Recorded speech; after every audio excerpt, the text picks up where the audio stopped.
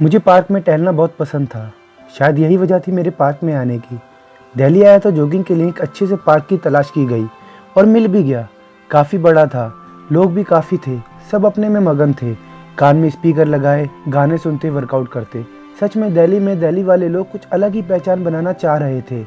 बस पहचान और कुछ नहीं। मैं भी कहाँ बेकार की बातों में समय ख़राब कर रहा हूँ। इतनी अच्छी जगह, चलो शुरू हो जाता हूँ। मैंने ज़्यादा ध्यान ना देकर अपनी जॉगिंग शुरू की।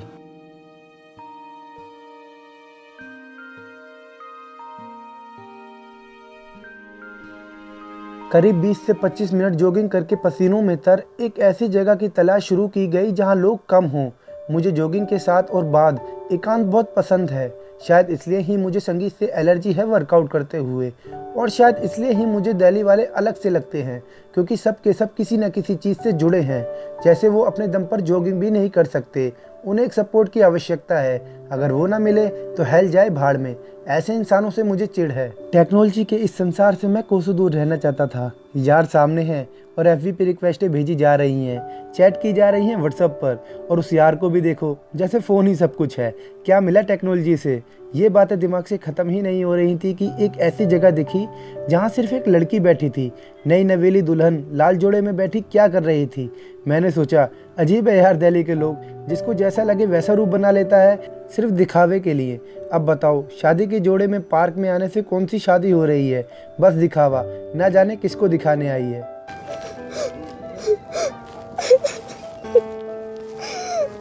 उसके रोने ने मेरा ध्यान भटका दिया। मैंने सोचा, दिखाने आई है या रोने आई है?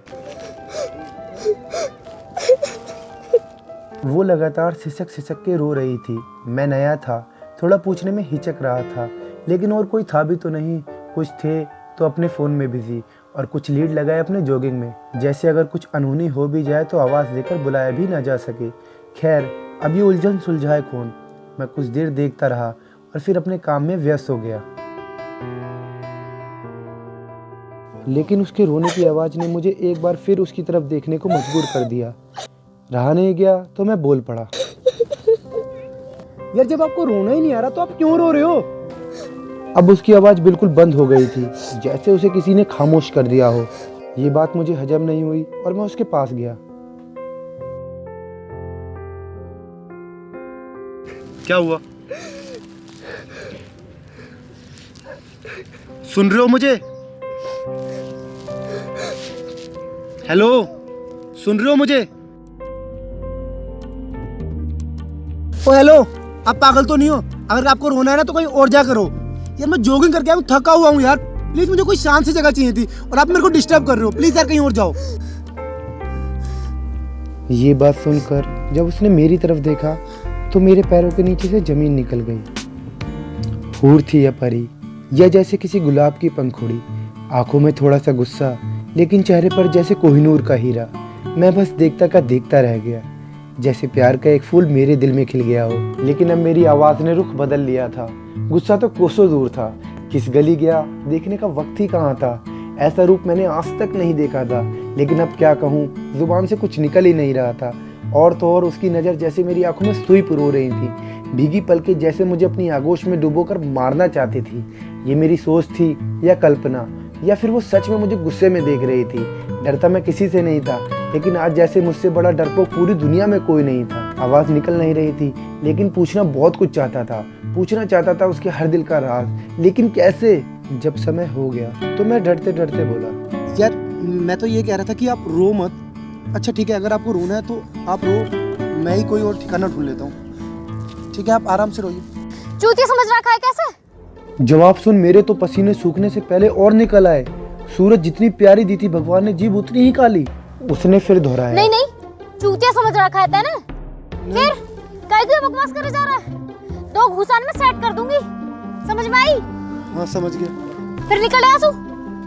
मैं अब वहाँ से उठा और निकल गया। बेइज्जती वाली बात ही नहीं थी, क्योंकि किसी ने सुना ही नहीं था। लेकिन सच बताऊं तो मुझे बुरा बिल्कुल नहीं लग रहा था, क्योंकि जीभ भले ही काली हो, लेकिन चेहरे में तो शांति थी ना, जो मुझे गुस्से से काफ़ी दूर कर रही थी। मुझे गुस्सा आ ही नहीं रहा था, बस उसका चेहरा सोच में लिए मैं दोबारा जॉगिंग में लग गया। और फिर मैं उसके चेहरे के साथ पूरे ग्राउंड के 2 चक्कर लगा आया। जो कि पहले एक चक्कर ही मुझे थका दिया करता था। फिर हारा थका जब पैरों ने साथ छोड़ दिया तो घास पर आकर लेट गया जोर जोर की सांसों के साथ। फिर एक आवाज ने जैसे मेरी सांस ही रोक ली हो। साले तू फिर आ लिया यही? लगे पिट के ही मोने को। जूती 7 नंबर की है मेरी, तेरे मुंह लाल कर दूंगी। सॉरी यार, मुझे तो पता ही नहीं चला कि मैं कब यहाँ पे आके लेट गया। ध्यान कहाँ? ध्यान कहीं और था, और अब इतनी हिम्मत नहीं है कि कहीं और भाग के जाऊं और कहीं और लेटूं। तो इतनी तेज भागी क्यों है? वो भी ये पार्क के 2 चक्कर। तू चक्कर वक्कर खा के गिर जाता तो? मुझे तो पता ही नहीं चला कि मैंने ग्राउंड के 2 चक्कर कब पूरे कर लिए। अच्छा जी, ऐसा कहाँ देख लिया तूने? आपको, आपकी खूबसूरती को। सारे खूबसूरत तो सब होवे, तेरी माँ तेरी बहन खूबसूरत ना है? उन्हें देख के कभी भागा है तू इतनी तेज? ये सुनकर मेरी आवाज एकदम बंद हो गई और मैं डरते डरते उसका चेहरा देखने लगा, जैसे दुर्घटना किसी वक्त हो सकती है। लेकिन फिर वो बोली, डर रहा है कैसे? कोई मैं चुड़ैल हूँ? हाँ माना कि मेरी जुबान थोड़ी काली है, लेकिन है तो मेरी मातृभाषा। और अभी मैंने अपनी बोली बोली कहाँ है? मेरी बोली में तेरे जैसे लोंडान को इतनी गाली है ना, इतनी गंदी गंदी गाली है कि तेरे सुनकर सर घूम जाएगा। अभी खूबसूरत, फिर कल आई लव यू। यार मैंने तुमसे आई लव यू तो नहीं कहा। हाँ बस खूबसूरत कहा है, उसके लिए आई एम सॉरी। अरे कोई ना, असल में खूबसूरत तो मैं हुई। यही मारा तो वह दिल्ली वाले ने मुँह फंसा लिया, और वहाँ के चक्कर में मैं अपने ब्याह वाले दिन यहाँ आ गई, अपने घर बार छोड़ के। अगर वो मौका कहीं दिख गया ना, वहाँ का मर्डर कर दूंगी मैं। उसकी ये बातें मुझे डरावनी लगी। अब उससे लगाव वाली फीलिंग्स को मैंने जैसे खुद ही गला घोटकर मार दिया और उससे पूछा कि तुम इसलिए रो रही थी? अरे ना यार, वो तो मैं अपने बाप को रो रही। भाग के आई हूँ ना, तो गले भी न मिल पाई उनसे। उनकी नाक और कटा दी, पता ना कहाँ हो रही होगी वहाँ। मेरी माँ तो मुझे गाली पे गाली दे रही होगी। अब नू समझ ना रही मैं किसको रहूं, वो लौंडा को रहूं, अपने घर को रहूं, कहाँ करूं? मैं कुछ समझ नहीं पा रहा था, आखिर ये माजरा है क्या।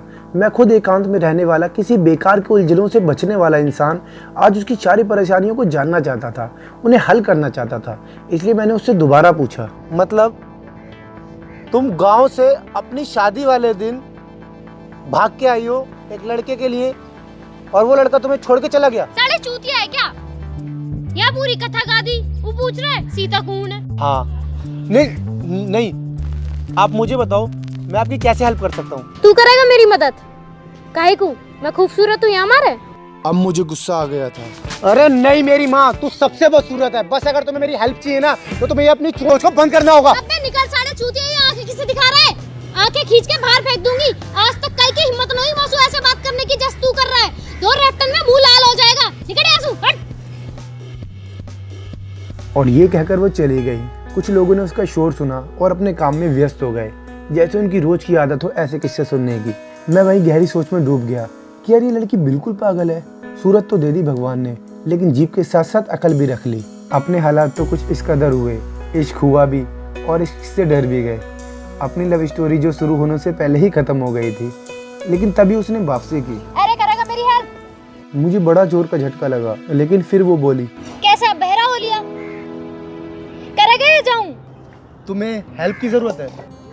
अगर इंग्लिश समझ ना आती तो हिंदी में बता दूं। करेगा मेरी मदद?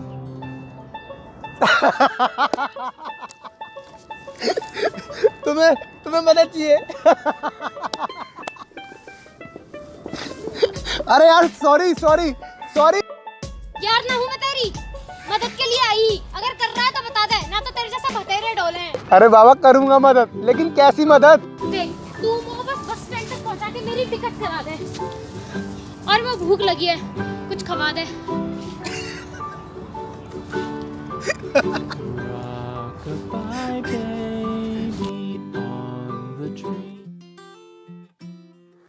उसे पार्क से बाहर लाया तो सुबह कौन सा ढाबा चल रहा था। हाँ, पार्क के बाहर एक आंटी बैठी थी चाय वाली, तो चाय और मट्ठी से शुरुआत की। मैंने 1 चाय और 1 मट्ठी, उसकी 1 चाय और 3 मट्ठी।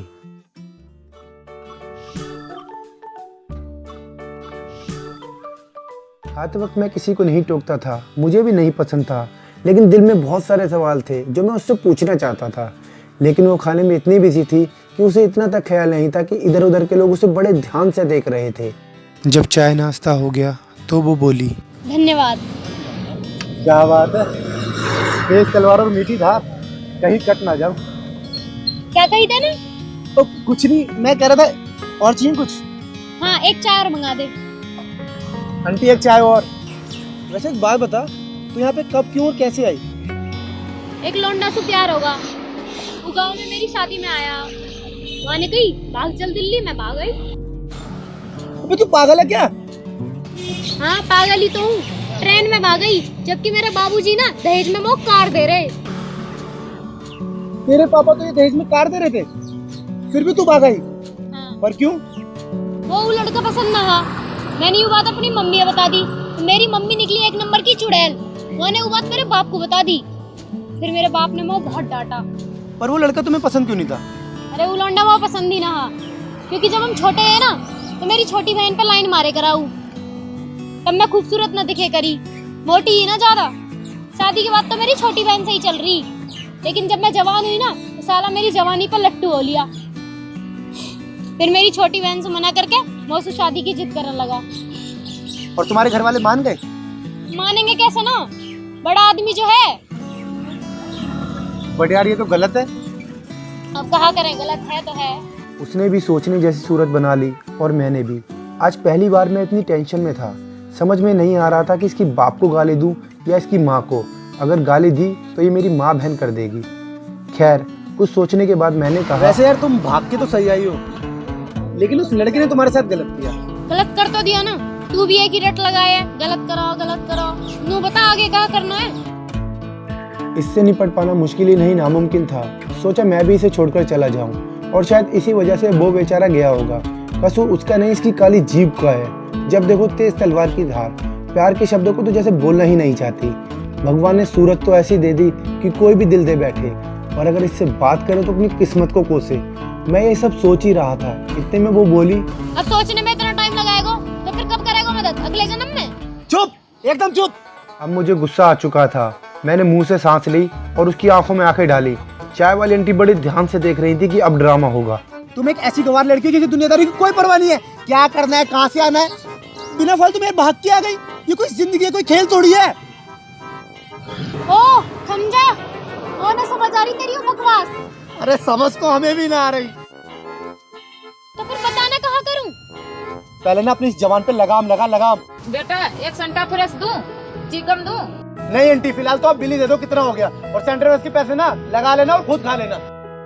आंटी समझ गई कि पारा गरम है, बिल दो और इन्हें खिसकाओ। 70 रुपए का बिल देखकर माथा थोड़ा सनका, लेकिन दिए। दिल्ली आए थे तो ये सोचकर कि एक एक पैसे का हिसाब रखेंगे, लेकिन इसी तरह चले तो हेल्प कैटेगरी में नाम आ जाएगा। चले अब चल।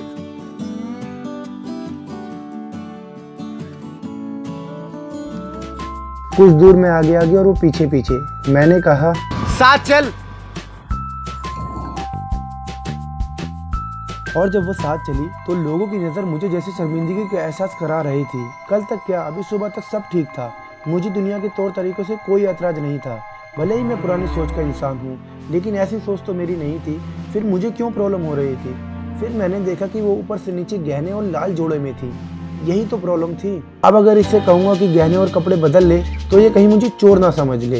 एक तो वैसे ही ड्रामा खून है, लोग इकट्ठा करने में देरी नहीं करेगी, ऐसे ही रहने दे। ये सोचकर मैंने अपनी फीलिंग्स को अपने अंदर ही दबा लिया और शर्मिंदगी का घूंट पीकर शराबी की तरह चौड़ा होकर चलने लगा।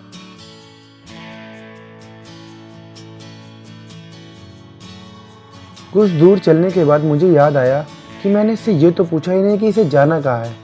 रुका तो वो अपनी मस्ती में चले जा रही थी। मैंने आवाज दी तो वापस आकर बोली, रुको। अब क्या हुआ? भूख भूख लगी है कैसे? भूख? मैं 5 मट्टी खा ली, 2 चाय पी ली, फिर भी भूख लग रही है।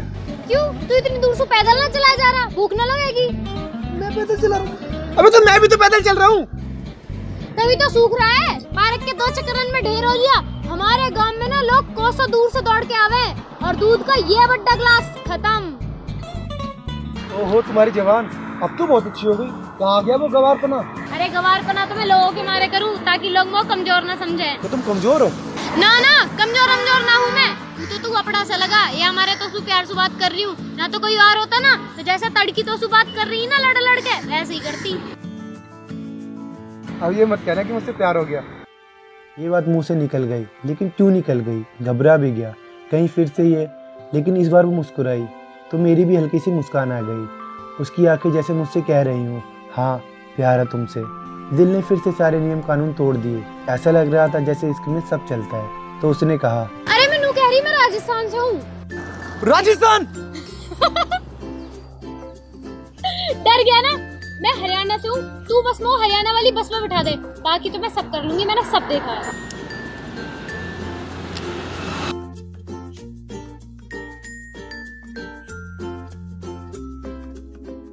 हम वहाँ से निकले तो मैंने कैब बुलाई बस अड्डे जाने के लिए।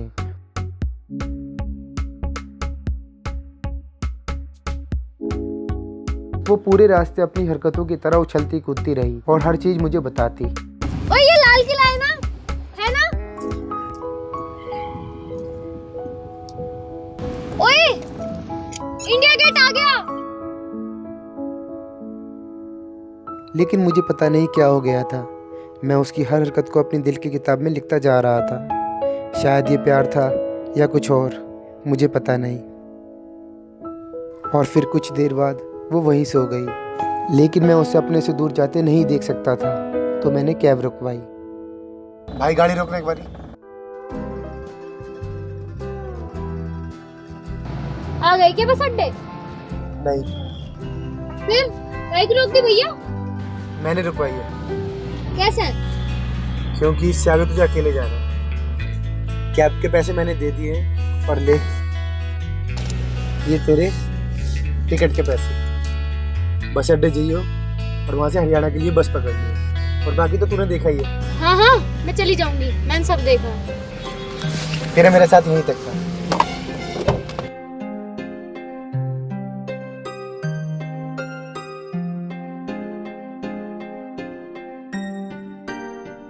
ओए सुन, बाय। और क्या कर रहे हो इंग्लिश में? Thank you. फिर जब मैंने उसे बाय बोला तो ना उसकी जुबान पे गाली थी और ना मेरे चेहरे पे लाली। बस उदासी कब आंखों में झलक आई पता ही नहीं चला। लेकिन वो चली गई जैसे उसका काम निकल गया हो। आंख से आंसू गिरे तो दिमाग बोला, इतना तो इश्क में चलता है। और ये बोल के जब मैंने अपनी जेब में हाथ डाला तो दोनों जेब खाली हो चुकी थी। अब मैं खुद हेल्प में आ गया था। लेकिन कोई बात नहीं, इश्क में सब चलता है, इश्क में सब चलता है। ना दिल पे जोर था और ना दिमाग पे, लेकिन अंदर से कुछ टूट रहा था जो मैं महसूस कर सकता था। लेकिन कोई बात नहीं, सब अच्छा। मुझको हुई ना खबर, मेरे अलावा जान गए सब, मुझ पे तू कितना मरदा है। मुझे कैसे पता ना चला कि तू मैनू प्यार करदा है।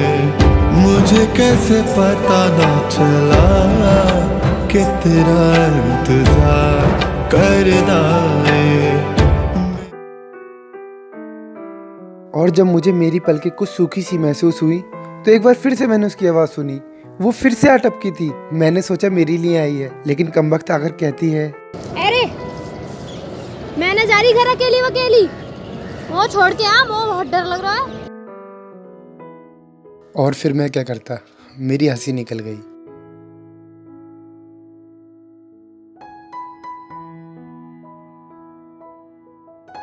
और आगे की कहानी नेक्स्ट एपिसोड में।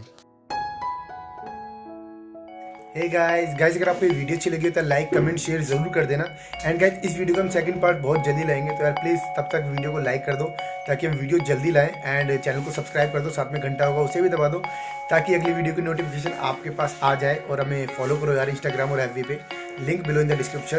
तो लव यू, बाय।